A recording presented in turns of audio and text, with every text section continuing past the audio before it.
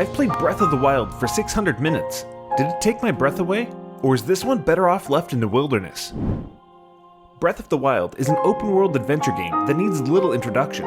It's known as one of the best games of all time, from one of the greatest video game series ever created. And it's received countless best of accolades since release. I originally beat it back when it came out, but I'm revisiting it now, shortly after its 3rd birthday, to see if my love for it was simply due to the hype surrounding it during release, or if it does hold up to repeated playthroughs. Now, typically my videos are exactly 60 seconds long, but with over 100 videos currently uploaded, I'd like to explore taking this channel in a new direction, which is why from now on, 600 seconds will be the new norm. So with that housekeeping out of the way, let's avoid one of my biggest pet peeves, and not waste any more time.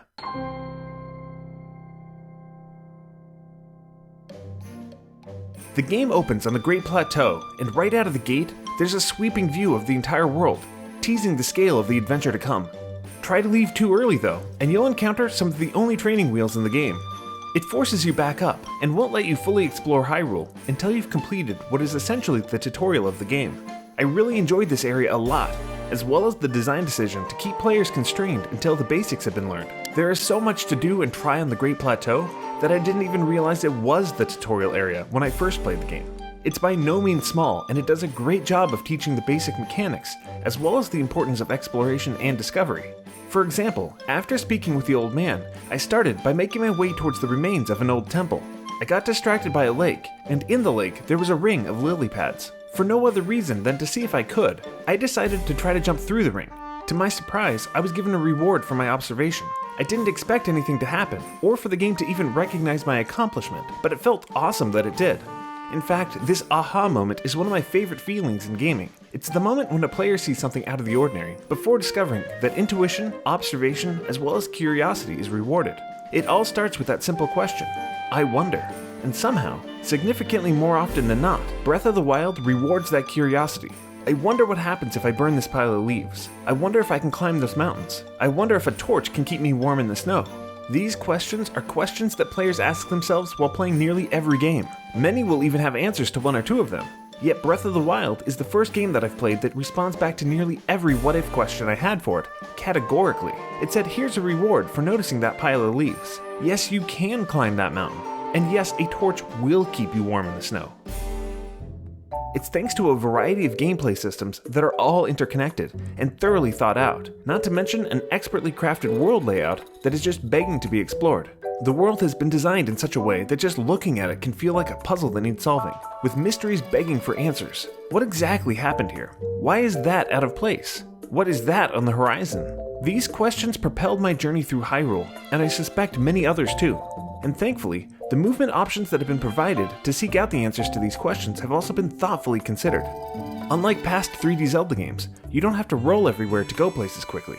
Instead, Breath of the Wild has removed the combat roll, and alternatively uses a stamina system to give Link a limited run. And because it's a stamina meter and not something like an energy meter, it replenishes anytime you're not doing something that's physically exerting, which is a great idea.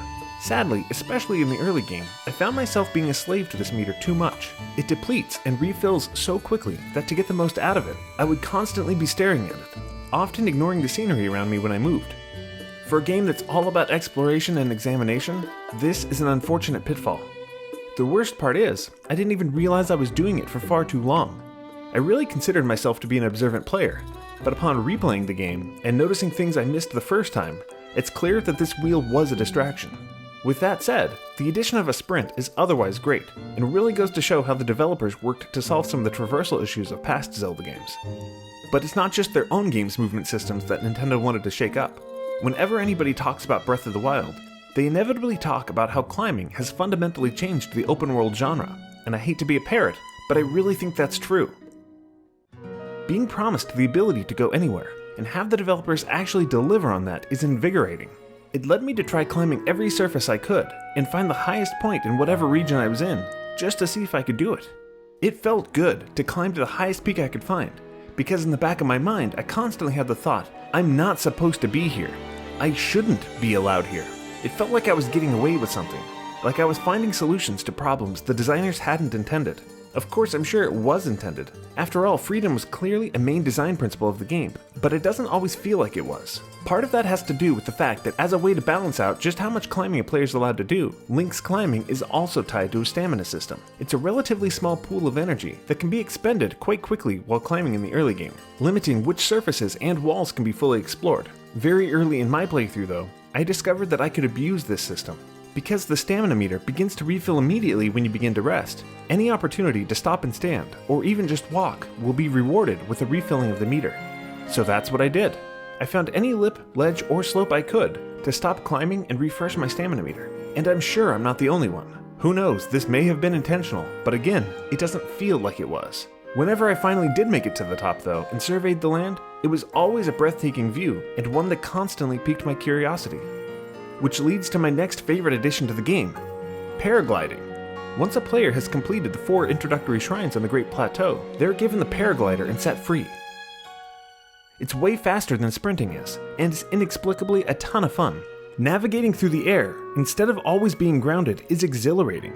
It has spoiled me so much that it's always on my mind whenever I play another game with a precipice.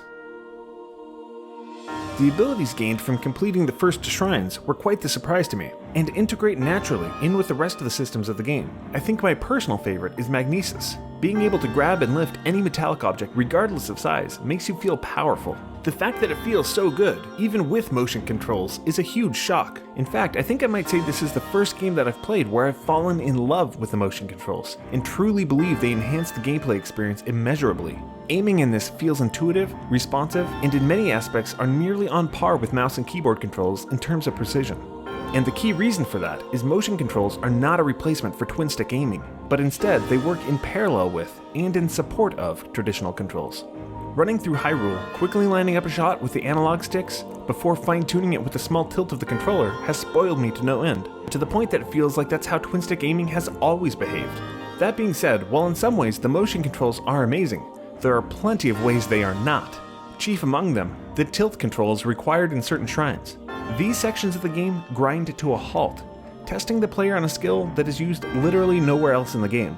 To complete certain challenges, the object needs to be rotated so much that I had to turn my controller upside down. Anybody playing on the Switch in portable mode when they come up to this shrine is screwed.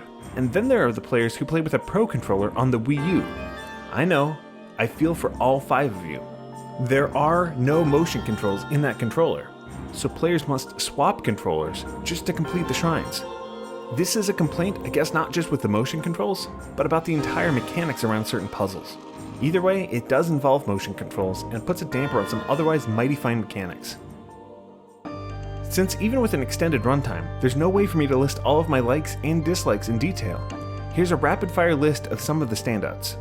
I actually like the weapon breaking mechanic. It forced me to experiment with different items. Rain always comes at the worst time and is never a fun thing. I missed finding Hetsu on my first playthrough and loved that that was even possible. No loading while going in and out of buildings is fantastic. Boomerangs are practically worthless. The Pro HUD is great for immersion.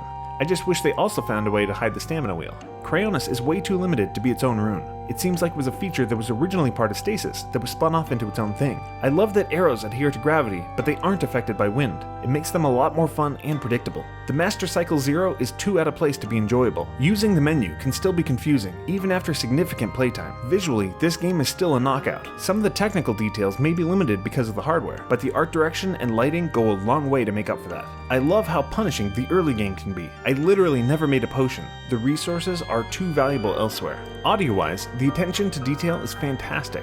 I love that different sounds play depending on the type of gear that is equipped. Cooking meals is too limited to be worthwhile, especially once you find the Durian Grove and can max out your heart meter with cooked fruit. I wish there was a better way of sorting the inventory. I enjoyed most shrines in the game, but there are way too many combat ones. The hero's path is fascinating, and I always love to see the route that different players chose to take on their first playthroughs. Mind sharing yours? And all of that finally brings me back to the question, will I keep playing? How can I stop? I've put hours upon hours into this one, and every time I play it, I see something that I didn't before. I loved the game when I first played it, and came away this time liking it even more, which I didn't even think was possible. It 100% holds up 3 years after it came out, and I have no doubt it'll still be fun in another 30 years too. It's just that good.